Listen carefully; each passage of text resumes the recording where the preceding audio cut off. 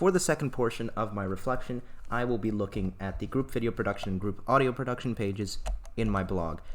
This is because we've already looked at the introduction to assignment in the first part of the reflection, where I analyzed the techniques we learned over the course of this module, and now I will look into the group video and audio production to see how those techniques apply to our final video and audio production. So for the group video production, the page is separated into three different sections: the pre-production section, the production section, which has the final video, and the post-production section, which talks essentially just about the bit of post-production that went into editing the video. So for the pre-production page, we have our creative brief, which over the course of 4 pages details what we intended to do with our Nike video and the main themes we were trying to represent. I describe it a little more in detail here. Then we go to the storyboard, which gives a image by image description essentially of what we intended our final video to be. The shot list details it in verbal form, and I describe both of these with some text next to it. And then there's the recce and risk assessment, which look at the potential risks of the video filming production portion of it.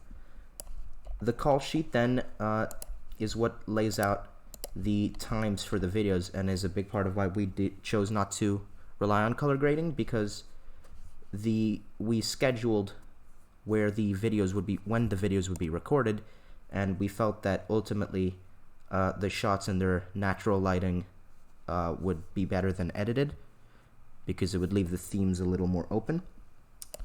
I talk a little bit about it here. In the production stage, we have the final video, which I detail a bit, and then the post-production talks about the editing process. In the group audio production, I've again separated the page into a pre-production, production, and post-production stage. However, unlike the video production page, we did not utilize any techniques that we learned early on in the module this year. We instead brushed up on the previous techniques we had learned from working on a podcast in last year's module by working with a practice podcast, which was essentially just a short pre-scripted podcast which we ran over and quickly recorded, which is detailed here. We then lay out the creative brief, which describes everything our group intended to do with the audio production module and our podcast. The script details how we partially scripted our podcast conversation.